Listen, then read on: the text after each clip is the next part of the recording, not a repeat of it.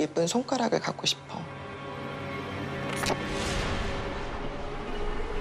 대한민국을 공포에 떨게 만들었던 한 살인사건.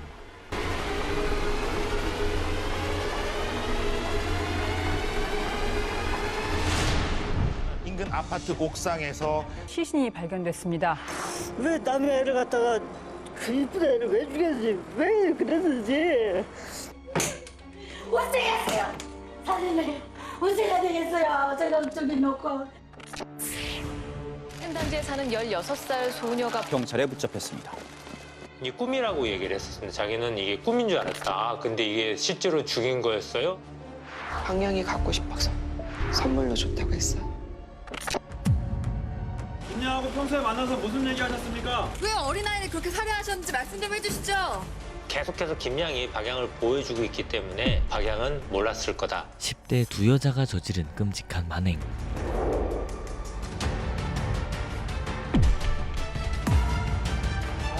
끔찍한 두 얼굴을 가진 10대 여학생들이 저지른 인천 초등학생 살인 사건에서 이 범인들의 범행 동기와 심리를 프로파일링을 통해서 히든아이만의 시선으로 분석해 드리겠습니다. 이 사건은 10대 여학생이 초등학생을 유인해서 잔인하게 살해하고 심지어 시신을 훼손한 사건입니다.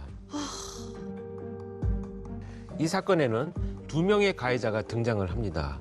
우선 만 17살의 김양은 고등학교를 자퇴한 후에 검정고시를 준비 중이었습니다.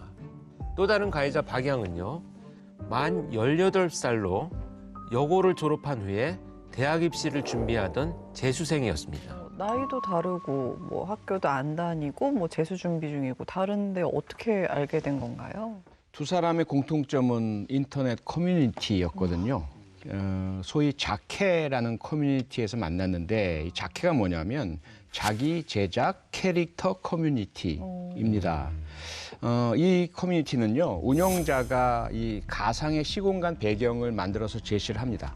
스스로의 어떤 원하는 캐릭터를 만들어서 가상의 세계에서 활동하는 그런 인터넷상의 역할극 같은 이런 커뮤니티거든요.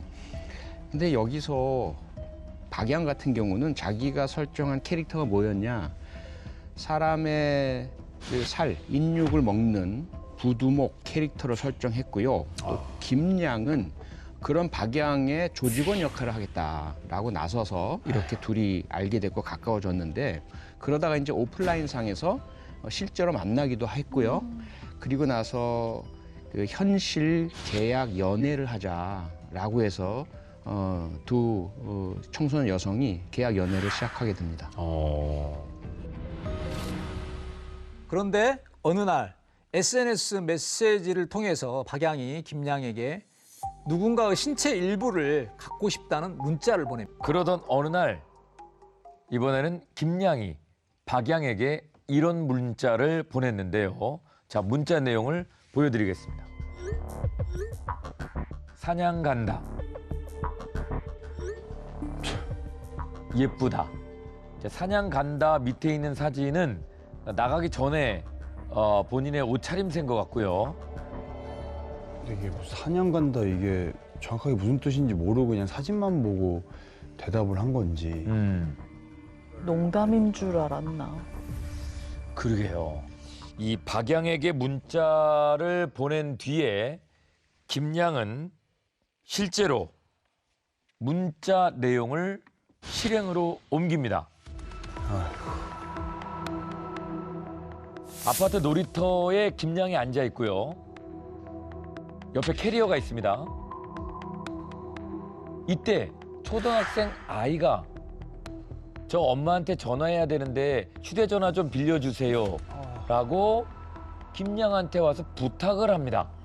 제발. 놀이터에서 놀던 아이였는데요. 나도 배터리가 없는데 우리 집에 가서 전화기 쓸래? 라고 유인을 하고 초등학생 아이는 좋다고 얘기를 하면서 따라갑니다. 벌써 너무 화난다. 보통 말을 걸어오는 어른들은 피하라고 하는데 저렇게 먼저 도움을 요청해서 도와준다는 데는 좀 경계심이 없었나 봐요. 예. 자, 이거는 실제 장면입니다. 너무 열받는다. 김양을 따라서 지금 김양 집으로 향하는 여자아이가 보입니다. 아 진짜 말리고 싶다 말리고 싶어 진짜. 아. 자, 그리고 엘리베이터를 이용해서 김양 집으로 가게 되는데요. 어떻게 다 컸는데 아유.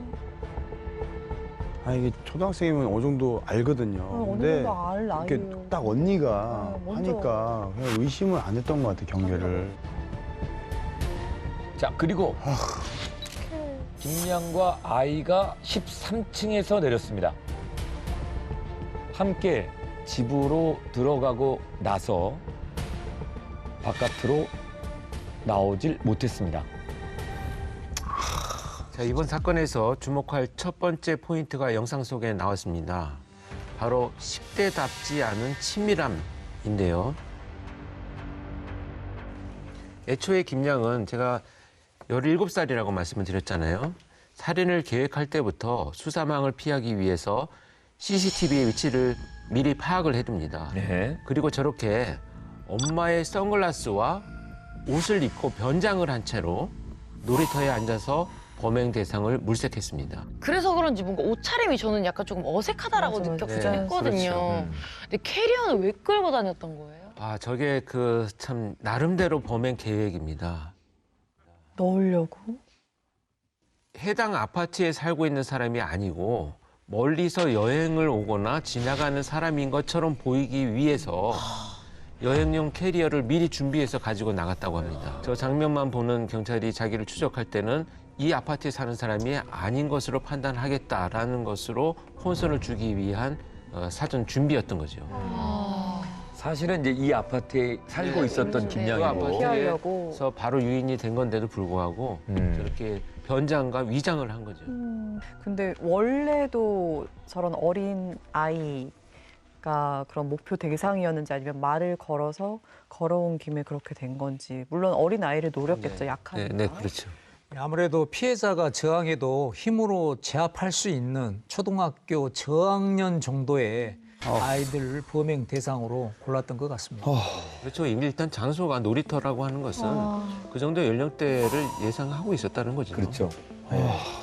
앞서 사냥하러 간다라는 문자 기억하시죠? 네. 피해 초등학생을 자기 집으로 유인한 뒤에 다시 박양에게 문자를 보냈습니다. 그때 두 사람이 주고받은 문자 내용 같이 보실까요? 때려서 말렸어야 되는데. 너무 구체적이잖아. 그럼 말려야지. 아 우리가 서로 계획했네. 살아 있어? 아, 어떡해. 아, 저때 말려야 돼. 저 애긴 아직도. 응? 아 미친놈들 진짜. 와. 진짜. 너무 쓰레기들 진짜. 아니 아무리 애들이 저렇게 철딱서니가 없나? 그냥 악마들이죠. 아, 저 애기 너무 어떻게 불쌍해서 어떡하냐. 하면서? 네, 김양은 아이를 살해하면서 박양과 연락을 계속 이어갔습니다. 정신병자. 아휴. 자, 2시간 뒤에 다시 김양이 화면에 잡혔습니다. 엘리베이터 안의 모습인데요. 옷이 바뀌었고 그리고 손에 검은 봉지가 들려 있습니다. 이후에 사체 일부를 유기했고요. 그리고 1시간 뒤에 옷을 갈아입고 다시 집 밖으로 나왔습니다. 계속 갈아입네. 와, 오늘 제정신이 아니네요, 다. 네. 그리고 김양과 박양은 홍대역 부근에서 만났습니다. 김양은 박양에게 종이 봉투를 선물로 건넸습니다. 자, 여기서 이번 사건의 두 번째 포인트가 등장을 하는데요. 바로 10대답지 않은 대담함입니다. 김양은요, 자신의 집에서 피해자를 살해한 후에 CCTV가 없는 비상계단을 통해서 아파트 옥상 물탱크 근처에 유기를 했고요.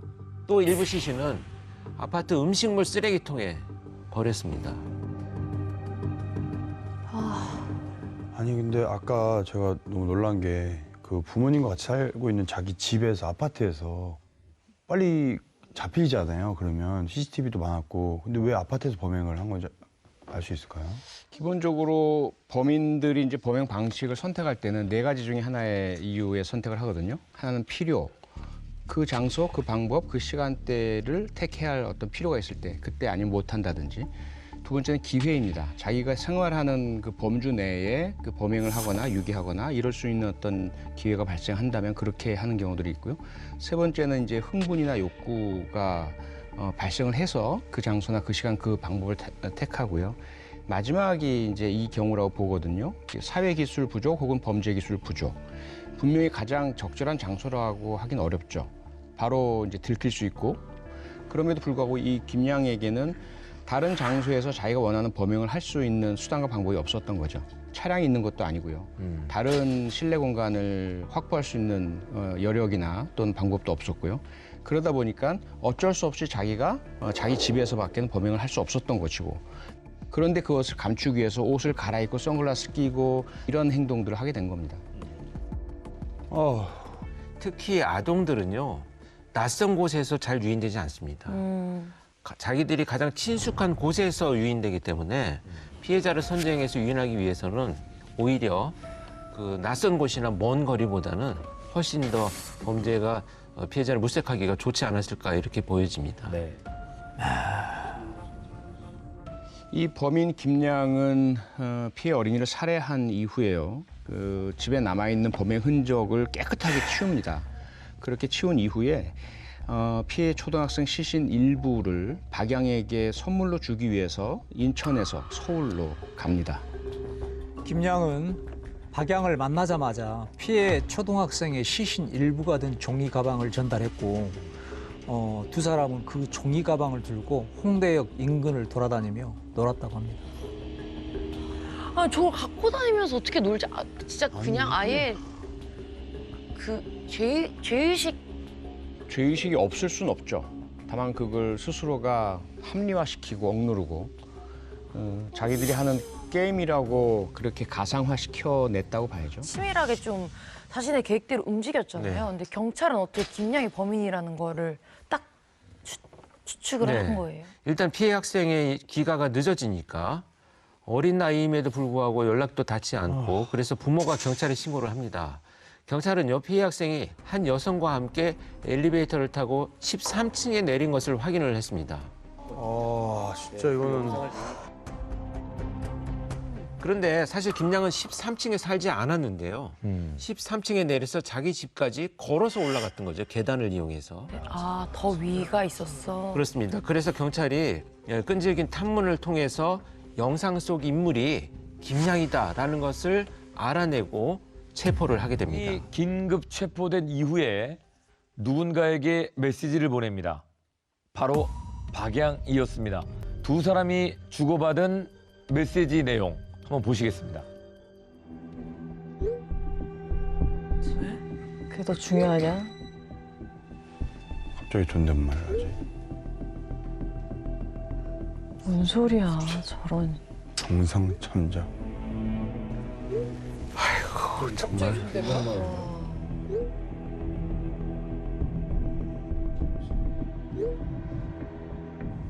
아이고야. 지워달라고 하나 보네. 뭔 소리야.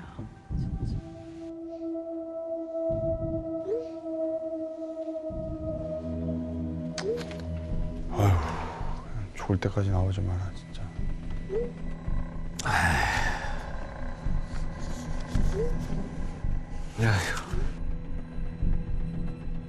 제가 도망치려고. 뭔 소리를 하고 잡혀져 있는 거야, 지금. 우리 지들 안위만 걱정. 아이고.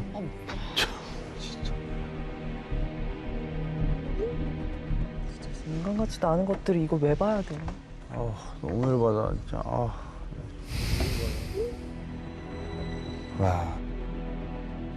와, 자기 일르지 말라고 저렇게 하는 거 봐봐. 그러니까 머리 쓰는 게 다 보이죠. 보여요. 저게 진짜 사랑이고 뭐고. 다 보이잖아요. 근데 다 왜? 보여요, 다. 너무 그냥, 이 문자를 보면은 긴급 체포된 뒤에 김양은 모든 범행을 혼자 했다고 진술하려고 마음 먹었던 것 같습니다. 엮일 일 없으니 걱정하지 말라고 얘기한 것 같고요. 범행을 김양이 한 건 맞는데 정황을 보니까 막 서로 약간 동조하는 느낌도 있었는데 왜 김양은 혼자 뒤집어 쓰려고 한 걸까요, 처음에는? 그러니까 결국 이 두 사람의 관계에서 비롯된 사건이라고 생각을 합니다. 그렇기 때문에 이 관계를 깨지 않기 위해서는 그 사람이 원하고 그 사람이 좋아하는 것을 내가 해줬다라고 하는 아주 단순한 그 관계를 유지하기 위한 도구로서 이 아이가 희생된 것으로 보여진다는 거죠. 그렇게 되면 이 약속을 지키고 내가 너를 위해서 정말 네가 원하는 것을 해준 사람이기 때문에 오히려 자기가 더 우월하다라고 하는 이런 느낌을 가졌을 가능성이 높습니다. 근데 이거는 진짜 청소년인데도 네. 이걸 구별을 못한다면 저는 이해를 못하겠어요. 어떻게 보면 자기의 캐릭터들을 뭐 부두목과 조직원 이렇게 종속관계로 설정을 해놓고 실제 그것을 현실에서도 마찬가지로 그렇게 행동을 했다는 게 믿기지 않습니다. 이거 진짜 그 청소년들 속에 악마가 살고 있는 것이 아닌가 이런 느낌마저 들어요. 근데 사실 어떻게 보면 그 결이 같은 사람을 만났다고 하는 동질감에서 비롯된 것이지 이 캐릭터에 빠져가지고만 망상에 의해서 저질러졌다 이렇게 보기에는 너무나 현실적인 게 많기 때문에 사실 관계 속에서 같은 것들을 추구하다 보니까 이런 결과가 나타났다 이렇게 봐야 되겠죠. 너무 엄청난 일을 같이 하면 그렇죠. 거기서 이렇게 받는 동질감이 더 강해지고 이런 게 굉장히 커집니다. 왜냐하면 사회학에서도 설명하는데 가장 사람이 가까워지는 방식 중에 하나가 일탈을 같이 경험한다는 거거든요. 근데 이 일탈이 뭐 범죄를 같이 경험하는 게 아니라 뭔가 둘만의 비밀이 있을 때 사람들은 훨씬 더 빨리 가까워진다는 의미인데 네. 이런 경우에는 이런 엄청난 일을 저지르고 나서 정말 결속력이 높아지지 않았을까 이렇게 보여지는 거죠. 이 둘은 성장 과정부터 문제가 있었을 것으로 보입니다. 그리고 그 둘에 대한 수사 결과도 분석을 해보면 개인적으로는 솔직히 말씀드리면 저 두 범인의 부모들이 상당히 심각한 책임을 느껴야 된다고 생각을 해요. 정상적으로 양육된 아이들이 아니에요. 맞아요. 상당히 왜곡되고 비뚤어진 인격의 소유자들이고요. 그러면서 지금 권프로가 이야기한 동질감은 서로가 혼자인 줄 알았던 외롭고 부모의 관계도 정상적이지 않고 학교 생활도 제대로 적응하지 못하고 미래에 대한 어떤 희망도 없고 그런데 또 더더군다나 뭐 자케라는 이상한 커뮤니티 내에서의 그 활동 중에 설정을 한번 세 보이려고 뭐 인육 먹는 캐릭터 이렇게 해봤는데 거기 동조하는 사람이 나타나고 그걸 실제로 실행을 해볼까? 혼자 따로따로 있었으면 아마도 실행하지 않았을 수 있는 범죄가 이렇게 실행됐다고 보는 거죠. 네. 출발점은 매우 어린 시절 가정에서부터 시작이 되었지만 이 범행의 출발점 선상에서만 보려면 이해가 도저히 안 되는 거죠. 17, 18 된 아이들이 이걸 모르고 가상세계랑 혼동해서 그런 걸 저지른다? 그건 있을 수 없는 일입니다. 원래부터 문제가 있었다고 봐야죠. 김양은 체포가 됐고 그 이제 본인이 이걸 다 뒤집어 쓴다고 얘기를 했기 때문에 박양은 뭐 조금 이제 안심을 하고 있었을 수도 있는데 박양은 어떻게 됐습니까? 근데 박양이 어떻게 됐냐면요. 네. 박양은 김양과 메시지를 주고받은 다음 날 오전에 김양으로부터 선물을 받은 게 있잖아요. 네. 시신 일부가 들었던 가방. 그걸 이제 그 시신 일부를 꺼내서 더 잘게 훼손을 합니다. 그리고는 음식물 쓰레기통에 버렸습니다. 이건 명백한 완전 범죄를 기하는 증거 인멸이라고 봐야죠. 근데 그러면 경찰은 박양이 공범인 걸 어떻게 알게 된 거예요? 김양의 동선을 쭉 분석을 하던 중에 박양을 만난 사실을 알았습니다. 그래서 처음에는 박양을 참고인으로만 불러서 조사를 했는데 그때만 해도 박양은 선물 받은 그 시신 일부는 그냥 모형이다, 인형의 모형인 줄 알았다라고만 계속 진술을 했는데요. 하지만 조사 과정에서 김양과 박양이 저렇게 주고받은 메시지 내용이 밝혀지면서 박양이 공범이라는 정황이 드러난 거죠. 그런데도 불구하고 박양은 김양이 살인을 한 것에 대해서는 나는 전혀 몰랐다라고 끝까지 부인을 합니다. 몰라. 뭐 아직 살아있냐고 물어보고까 다 있는데. 맞아, 그러네. 두 사람에 대해 강도 높은 조사가 계속됐습니다. 김양은 범행 동기에 대해서 기억이 전혀 안 난다고 하다가 피해 학생이 고양이를 괴롭혀서 죽였다고 했다가 진술을 계속 번복합니다. 게다가 자신이 다중인격이기 때문에 다른 인격이 살인을 저질렀다고 주장하기도 했고요. 아스퍼거 증후군이 있다고 진술하기도 했었습니다. 어디서 본 건 많아가지고 어디서 뭐 다 들이대고. 진짜 다중인격은 아니었던 건가요? 아니죠. 다중인격일 수가 없습니다. 다중인격이라는 그 정신과적으로는 해리성 정체성 장애라고 하는데요. 한 인격, 주인격이 보조인격으로 바뀔 때 정신을 잃습니다. 그리고 다른 인격이 하는 일들 기억을 전혀 못해요. 그래서 본인이 한 이상한 행동을 다른 사람들은 알지만 자기는 모르는 현상이 나타나거든요. 그런데 김양이 어떤 부분에 있어서도 전혀 그런 다중인격 장애의 전형적 증상 전혀 보이지 않습니다. 자기가 하는 행동 다 알고 있고 자기가 다 그걸 변명하고 합리화하고 주장하고 이런 상황이고요.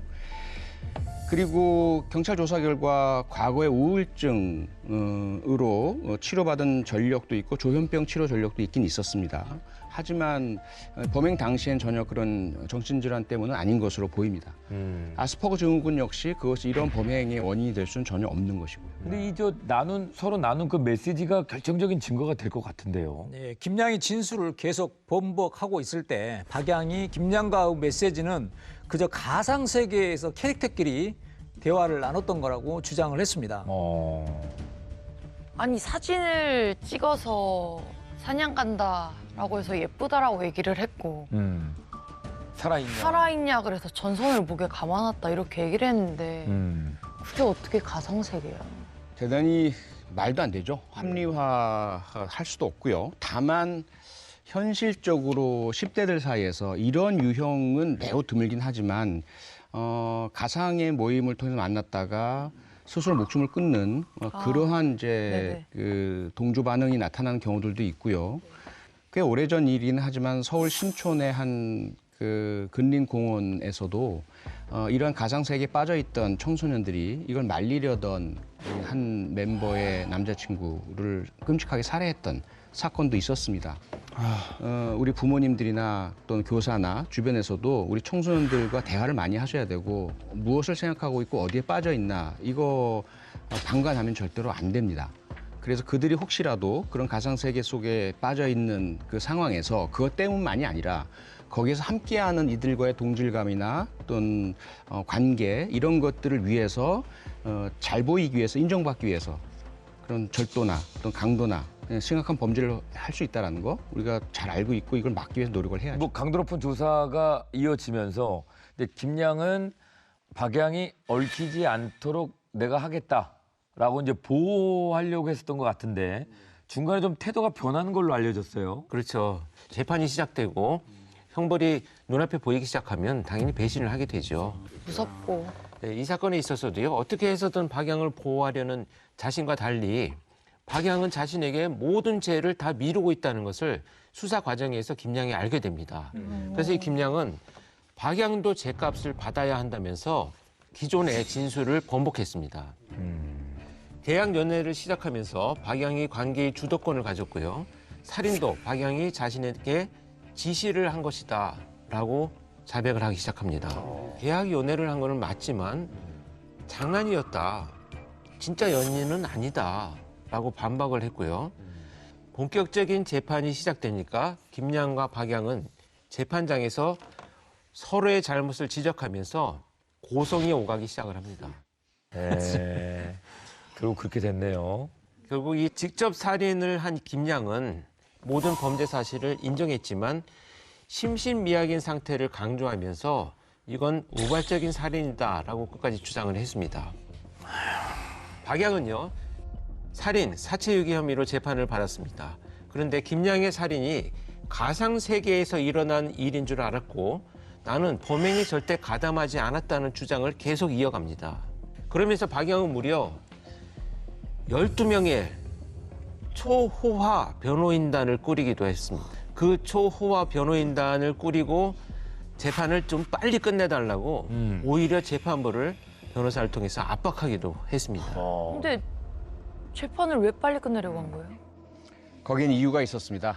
우리나라 이제 형사처벌의 경우에요. 만 19세를 기준으로 19세 미만일 경우는 소년법이 적용이 되거든요.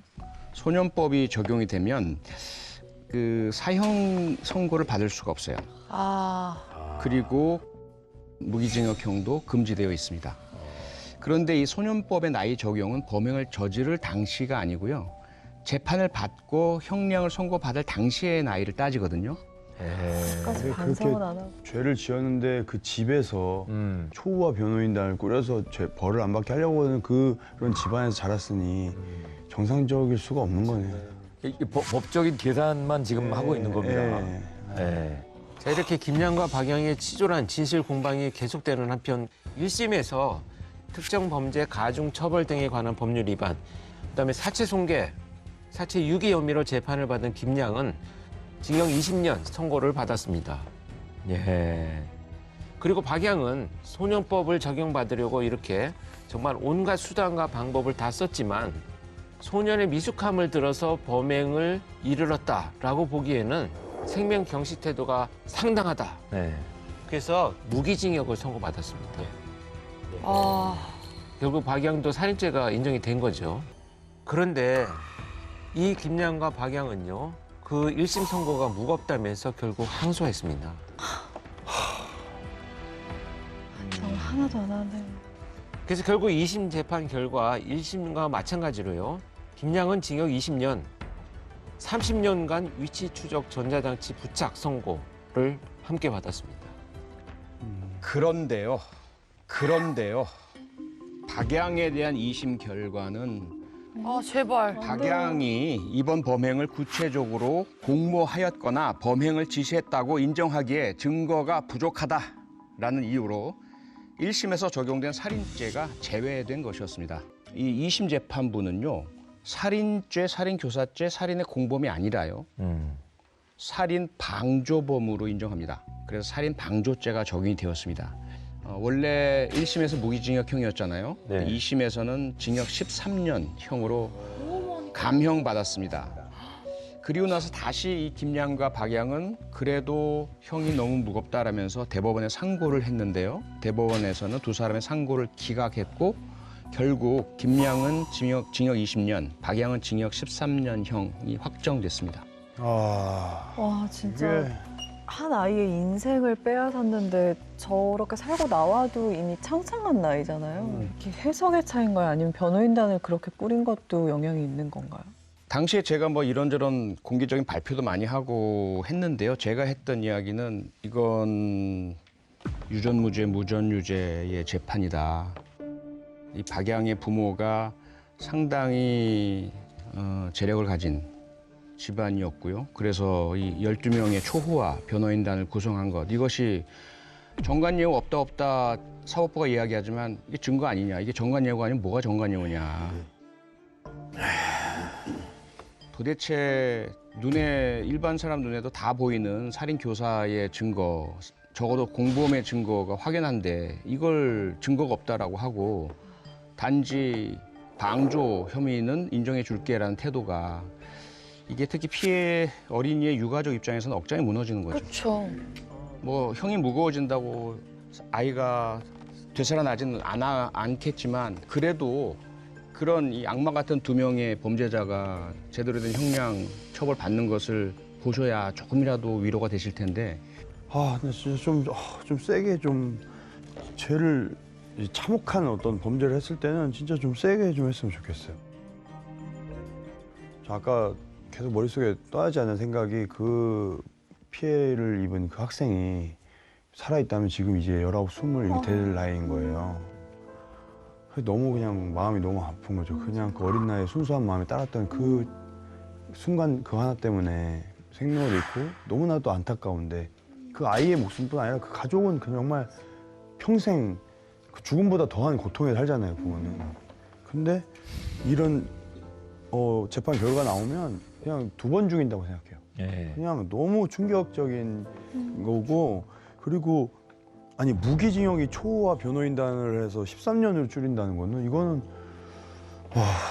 너무 충격인 것 같아요. 저는 정말.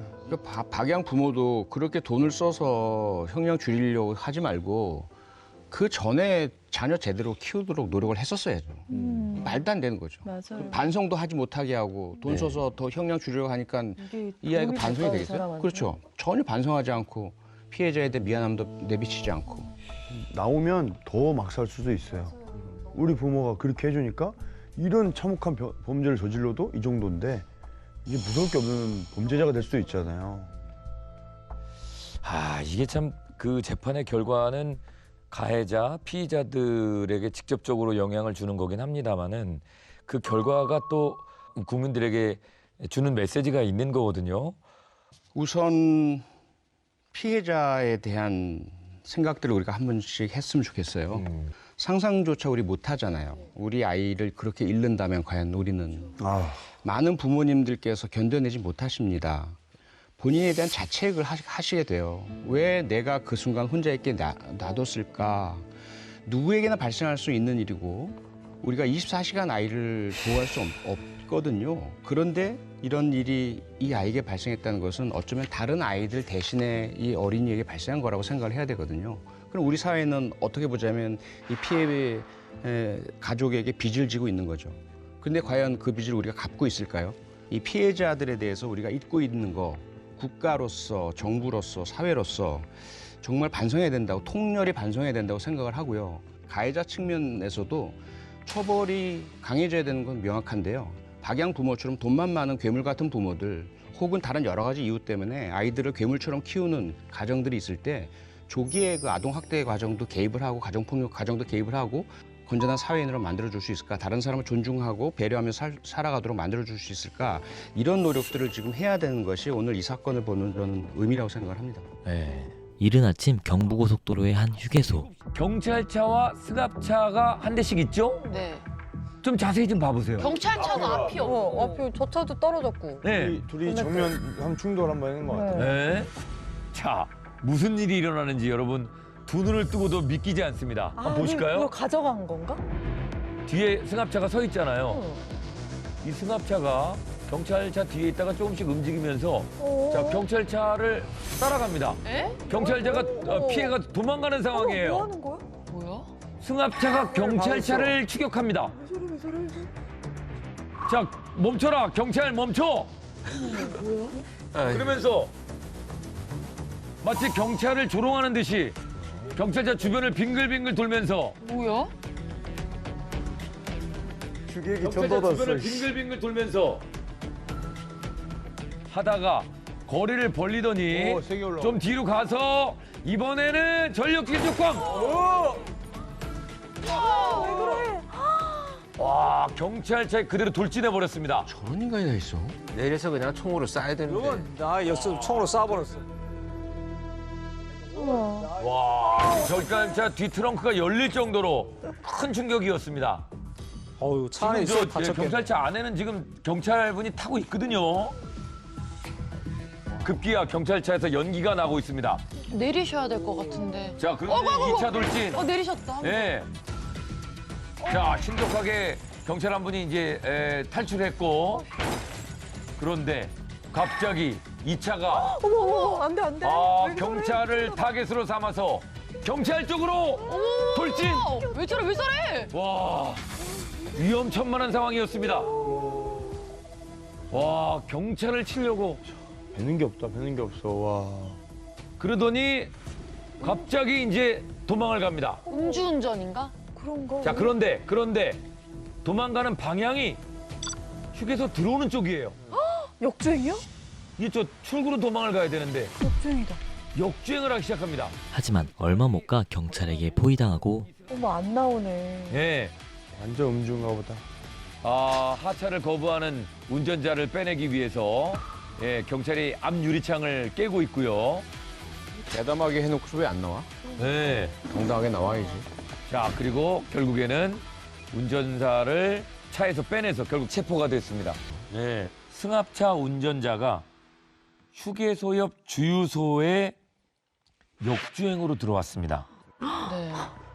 그래서 술을 마셨냐고 묻는 직원에게 화가 나서 이런 난폭 운전을 한 겁니다. 네, 그래서 이제 문제가 시작된 거죠. 예. 게다가 이 승합차가 경찰차를 들이받은 아까 화단이 있었잖아요. 그 바로 아래가 고속도로였거든요. 아이고. 네. 그래서 경찰차가 고속도로 위에 떨어졌다면 정말 더 큰 사고로 이어질 뻔했던 위급한 상황이었습니다. 네. 아니 지금까지 보면서 도주하는 건 봤지만 경찰차를 향해서 저렇게 이렇게 돌진하는 건 처음 봤는데. 진짜. 저 처음에는 그래서 음주인가? 음주입니까? 그런데요, 이 휴게소 난동남 음주나 마약이 전혀 없었습니다. 전혀 없었습니다. 맨정신이에요? 잠이 들겠나? 아침 7시? 정신 이상자인가? 그런데 이제 남성을 체포해서요, 조사를 해보니까 양극성 정동장애와 조울증을 앓고 있었다고 합니다. 그런데요, 이거는 여러분들 이 직접적인 원인이라고 볼 수는 없어요. 왜냐하면 간접 원인이라고 하는데 조울증이나 양극성 정동장애라고 하는 것이요, 저렇게 반드시 다 폭력적이지는 않습니다. 네. 그래서 지금 이 상황은 저 운전자가 굉장히 분노가 조절이 안 되는 충동적인 사람이고요. 그런 인성을 가진 사람이어서 이런 범죄가 저질러진 거지 장애로 인해서 일어났다 이렇게 오해를 하실 필요는 없습니다. 예, 난동범은 무려 6차례나 그 경찰차를 들이받았습니다. 어떡해. 그 때문에 경찰차 수리비만 약 1천만 원 정도가 나왔고요. 게다가 승합차로 이업을 당한 경찰도 부상을 입어 치료가 필요한 상태였다고 합니다. 네. 자, 근데 여러분들 있잖아요. 이 경찰관들이 왜 저렇게 당하면서 차에서 내리지도 않고 제재하지 않았느냐 되게 의아해 하실 텐데요. 네. 크게 두 가지가 있습니다. 왜냐하면 저런 상태에서 둘 다 경찰관이 하차를 하면 저 차가 도주해서 고속도로 올라갔을 때 고속도로에서 다른 사고로 이어질 수 있기 때문에 이 경찰관들은 어찌됐든 이 안에서 들이받치더라도 이 차를 계속 그 안에서 머무르게 하고 있어야 됩니다. 그래서 내리신 거구나. 네, 그러니까 벗어나지 못하게 하는 최선의 방법이었을 것이다 이렇게 보셔야 됩니다. 어떡해. 너무 위험한데. 그냥 차도 아니고 경찰차니까 또 다른 추가가 들어가겠죠.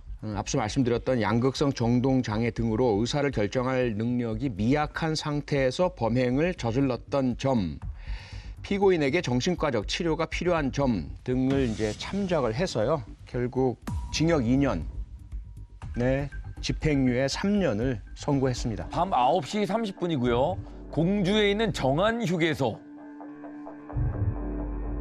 택시고요. 승객에게 택시기사가 한마디 합니다. 나가서 좀 담배 좀 피웁시다.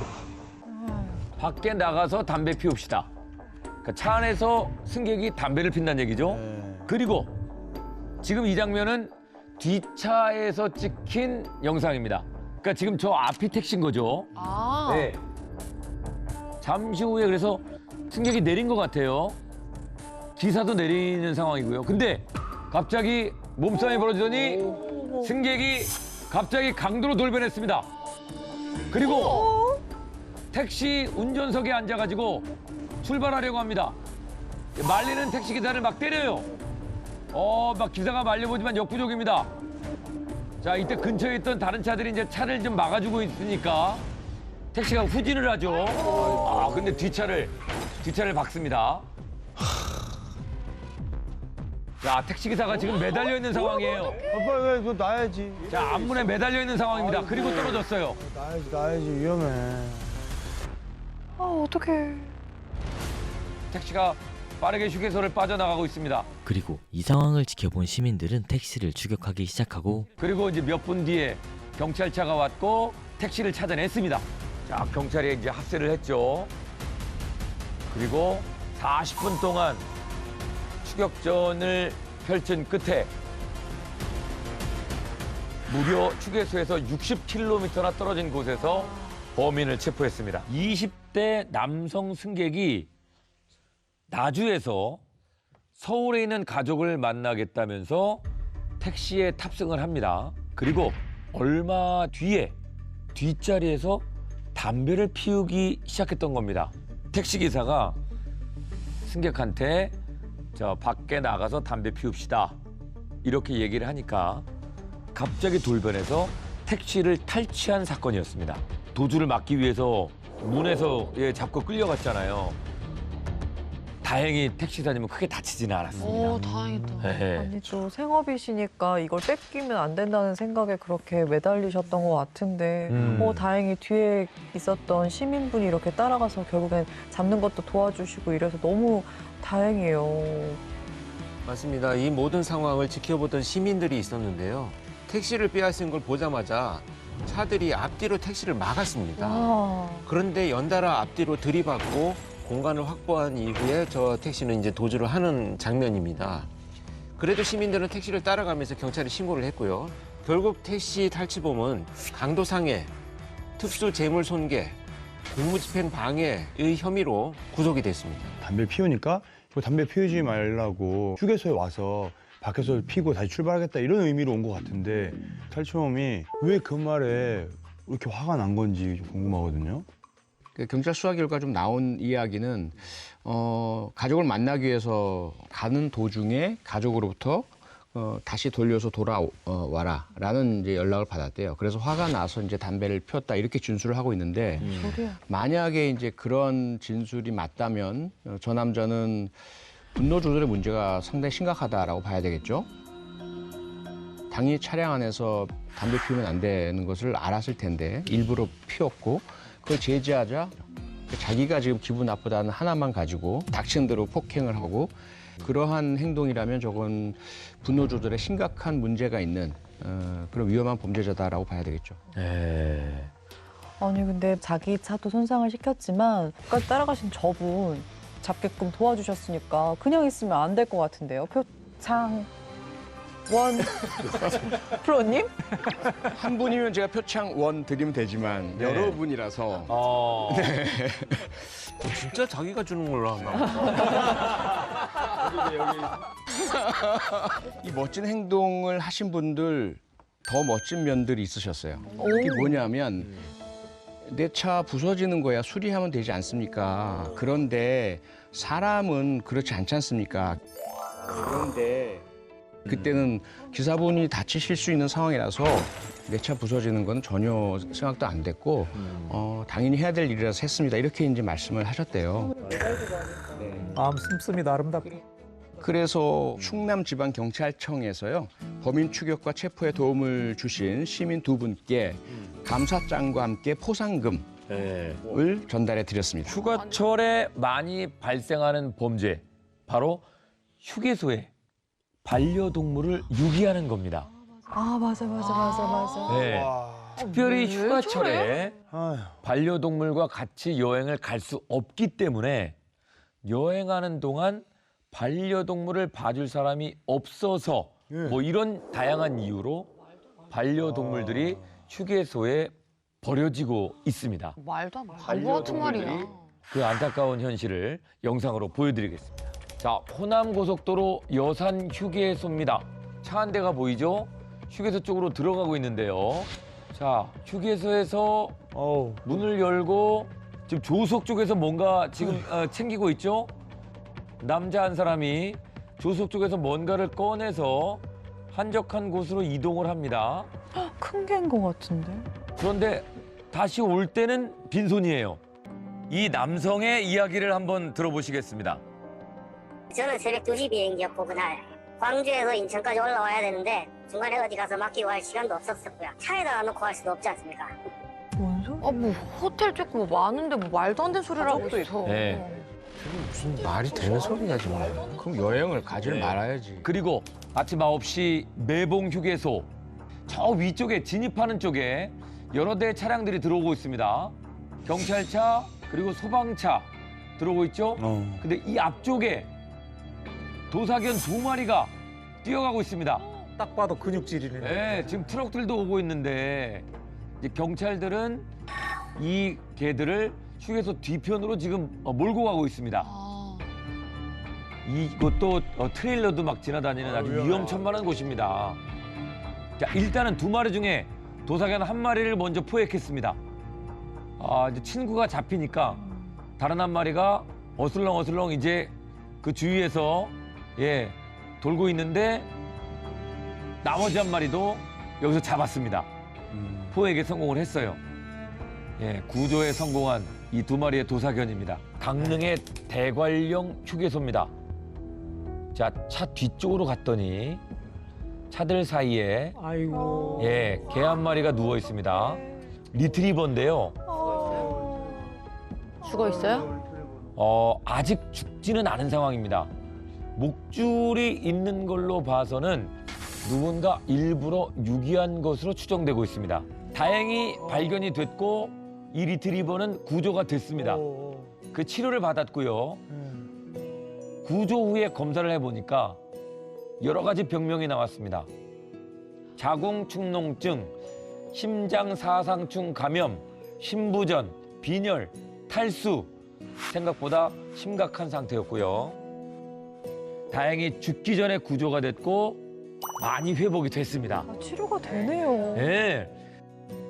이렇게 치료가 될 수 있는 리트리버였는데 이제 버려진 거죠. 아프다는 이유로. 너무 다행이다. 돈 든다고 버린 거죠. 네. 치료비 든다고. 이 친구들이 뭔 죄가 있습니까? 근데 휴게소에 버리는 그 심리는 뭐지? 뭔가 그냥 사람들이 먹을 걸 줄 거라고 생각을 하나? 누군가가 데려갈 거다. 그리고 자기가 나중에 버린 것이 들켰을 때 버리려고 한 것이 아니라 잃어버렸다. 여러 가지 아마 알리바이도 마련하고 자기 합리화도 하고 그리고 이건 내가 버리는 것이 아니라 누군가 더 좋은 주인을 만날 수 있는 기회를 준 거야. 이런 어떤 그 여러 가지 아마 다른 곳에 버리는 것보다는 죄책감을 덜기 위한 장소로 휴게소를 선택하는 것 같습니다. 네, 이렇게 앞서 설명했던 것처럼 1년 중 여름 휴가철에 반려동물이 가장 많이 버려진다고 하는데요. 1년에 버려지거나 분실되는 동물의 수는 얼마 정도가 될까요? 엄청 많을 것 같아요. 1년 동안? 네, 1년 동안. 몇 천 건? 1000마리? 정말 놀랐는데요. 약 11만 마리. 11만 마리. 하루 평균 400마리입니다. 하루 평균이요? 네. 아니. 우와. 11만 마리? 하지만 이 유기된 동물 중에서도요. 구조되어서 입양까지 된 경우는 약 39% 정도입니다. 그중에 약 30%는 자연사, 그리고 18%는 입양처를 찾지 못해서 결국 안락사 처리가 됐고요. 나머지는 지자체의 동물보호센터에서 보호 중이라고 합니다. 그 보호 중인 그 반려견들도 뭐 또 주인을 못 찾거나 시간이 지나면 또 아마 그 안락사 그렇게 되는 걸로 얘기 들어가지고. 이렇게 일부러 유기한 사람들은 처벌을 좀 받아야 하지 않나요? 네, 처벌 받습니다. 반려동물을 유기할 경우에 동물보호법에 따라서 300만 원 이하의 벌금에 처해지는데요. 너무 미약하죠. 네. 사실 왜 저렇게 유기를 하느냐? 대부분의 경우는 어릴 때 아기 때 돈을 귀여워서 주고 샀다가. 삽니다. 귀여워서. 그런데 커가면서 배변이라든지 또 사료값도 많이 들고 여행 갈 때 그냥 두고 갈 수 없으니 또 여러 가지 귀찮고 이런 현실적인 문제가 닥치거든요. 그다음에 짖는 문제도 생길 수도 있고요. 그러면서 내가 생각했던 귀여운 장난감 같은 존재가 아니네, 귀찮네 이러면서 이제 유기하는 경우들이 많이 발생을 하고 있습니다. 그래서 사실은 말씀하신 것처럼 우리나라는 얼마 전까지만 해도 이 동물을 재산으로 봤어요. 그래서 누군가가 반려동물을 가져가면 이건 생명체를 가져가는 것이 아니라 재물을 훔쳐간다. 그리고 만약에 동물을 해치면은 재물 손괴죄를 적용했었습니다. 이건 아니다라고 해서 이제 동물보호법을 제정을 하고 또 형량도 높였는데 앞으로 우리도 독일이나 이런 나라들처럼 이 헌법에 그 동물의 생명권 같은 것들을 명시해야 되지 않을까 이렇게 생각이 됩니다. 자, 서울 양양고속도로의 한 터널 안입니다. 네, 빨리 오세요, 빨리. 되게 힘들어요. 여기, 뱃줄 나왔어요. 진짜요?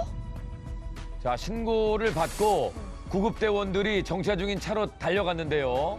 네, 차 안에서 산모와 신생아가 보였습니다. 하지만 숨을 쉬고 있지 않는 아기. 괜찮아. 될 거야. 여기 구급대원분들 오셨잖아. 배 아프대. 많이. 제발 살려줘. 어떡해. 아우 남편 마음이 어떨까 진짜. 자, 아기도 산모도 모두 위험한 아주 긴박한 상황입니다. 진짜. 자, 이때 구급대원이 어디론가 전화를 겁니다. 이게 어떻게? 네, 바로 근처에 있는 병원에 전화를 건 건데요. 제발.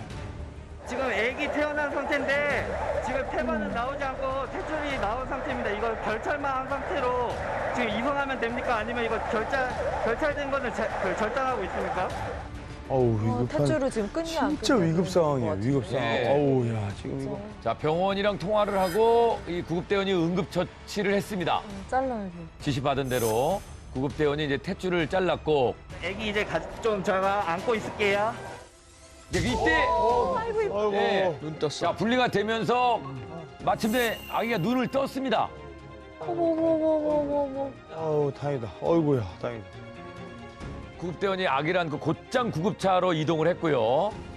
아기가 먼저 왔고 구급대원이 이제 아기를 정성스럽게 돌봐주고 있습니다. 뒤이어서 이제 구급차에 산모가 실려왔고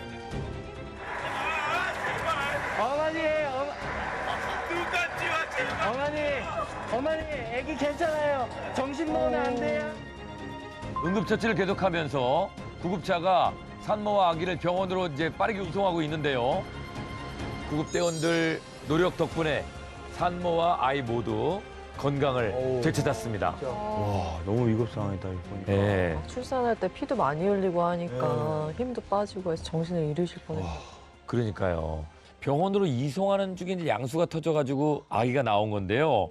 사실은 저 때가 원래 예정일보다 한 달이 빠른 시기였습니다. 위험하다. 네. 그러니까요. 와 저도 보면서 와 나라면 어땠을까. 남편의 마음이 너무 그 공감이 돼요. 네. 막 진짜 와 아, 뒤에서 막. 어떻게 할지 모를 것 같아요. 네. 남편 입장에서는 부인도 걱정해야 되고 애기도 걱정해야 되고 막 정신이 없잖아요. 맞아요. 그렇죠. 그러니까 막 눈 감지 마 하는 게 네. 막 그게 절박하게 들리죠. 너무 절박해 보여요. 당시에 혹시나 찰나에 실수를 해서 산모나 아기가 둘 다 잘못될까 봐 그 긴장과 두려움이 굉장히 컸었다고 합니다. 그럼에도 불구하고 최대한 살려야 한다는 마음으로 할 수 있는 조치를 다 취하면서 최대한 빨리 병원으로 응급조치를 한 이후에 이송을 했다고 하고요.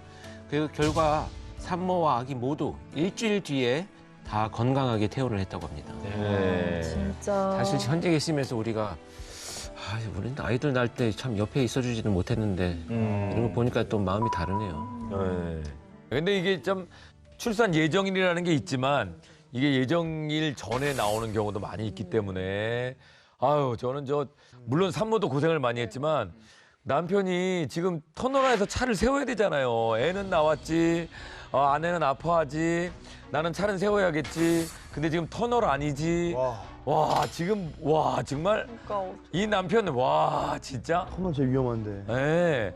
뭐 우리가 드라마에서만 이렇게 들고 이러는 걸 봤지 애가 생각보다 나오면 요만하니까 이걸 뭐 어떻게 해야 될지 몰랐을 것 같아요. 맞아요. 아무도 뭐 네. 엄마든 아빠. 게다가 탯줄을 끊어야 되느냐, 네, 그냥 네. 병원으로 가야 되느냐. 맞아요. 그러니까요. 그 당시에 바로 병원에 전화하신 게 정말 잘하신 거예요. 그러니까. 네. 아 정말 감동적인 새 생명의 탄생 순간을 볼 수 있었던 그런 현장이었습니다. 어느 늦은 새벽 울산의 한 항구. 자, 그런데 늦은 새벽에 이 어두운 항구를 걸어가는 한 남자가 보입니다. 그는 배 위에서 잠시 동안 서성이더니 그리고 자세를 낮춰가지고 들어갔어요. 그리고 다시 나왔습니다. 왔던 길을 되돌아가고 있는데 잠시 후에 이 남자.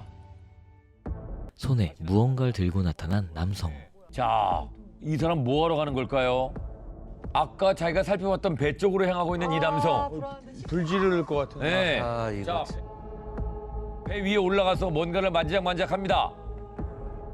자, 그런데 갑자기 불꽃이 진짜로? 보이고 화염병을 만들어서 이걸 배에 던집니다. 아이고. 그리고 불이 났어요. 금세 불길이 치솟았습니다.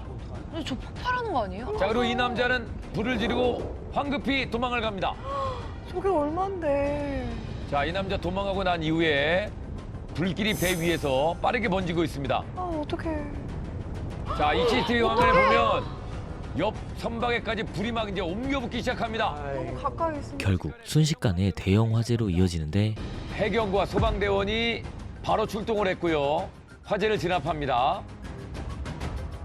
화재 진압에 무려 1시간이나 소요가 됐습니다. 자, 이 화재로 선박 7척에 약 3억 원의 재산 피해가 났습니다. 배 비싸요. 그러니까요. 생계를 책임지는 건데. 배 주인한테 뭐가 사이가 안 좋았나? 왜 저런 거? 그러니까 질투의 눈이 멀어서 이 방화를 한 남자는 자신이 불을 지른 배 주인과는 잘 알지 못하는 사이였습니다. 근데 왜 불을 질러요? 이 상황은 이 불 지른 남자가 친구의 부탁을 받고 대신 불을 지른 겁니다. 200만 원의 대가를 받기로 한 그런 상황이었습니다. 왜 방화를 부탁한 거예요? 자기 방화를 사주한 이 남성은요, 낚시잡이 배를 운영 중이었는데요. 낚시잡이 배. 네, 자신보다 늦게 낚시잡이 배를 시작한 이 피해자가 더 돈을 많이 번다는 이유로 시기심에 이런 방화를 사주했던 겁니다. 이야, 진짜. 네. 첫 번째 범행은 실패로 돌아갔습니다. 첫 번째 했었어요? 네. 저 실행범이 지시를 받은 게 있었거든요. 딱 배 피해자 배를 지목하고 저 배에 불을 지르는데 배에 올라타서 선실의 창문을 도끼로 깨고 방화를 해라 이런 지시를 받은 거예요. 그래서 그대로 실행을 하는데 시킨 대로 손도끼로 선실 창문을 두드렸어요. 안 깨지는 거예요. 그러니까 그 다른 방법은 아예 자기가 시도할 생각도 하지 않고 범행 포기하고 돌아옵니다. 그리고 나서 약 보름이 지난 뒤에 이 사주범 청부 환자가 다시 다른 배에다가 불을 지를 것을 지시합니다. 그러자 저 실행범이 또 다른 배에 지금 보신 방식대로 불을 지르게 된 것이었죠. 두 번째 시도였네요, 보니까.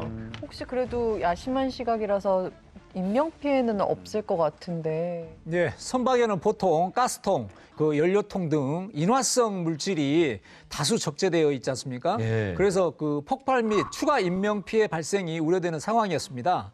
그런데 해양경찰과 소방이 신속한 대처로 별다른 인명 피해는 없었다고 합니다. 다행이네요. 근데 사실 저게 불도 불인데 저렇게 되면은 저게 있는 것들이 바다에 다 들어가잖아요. 자기들이 하는 업에 어쨌든 또 피해를 주는 건데. 그렇죠. 기름이 유출될 수도 있고. 예, 이게 좀 여러 사람 지금 생계가 엉망이 됐습니다, 지금. 사주범이랑 방화범 잡혔나요?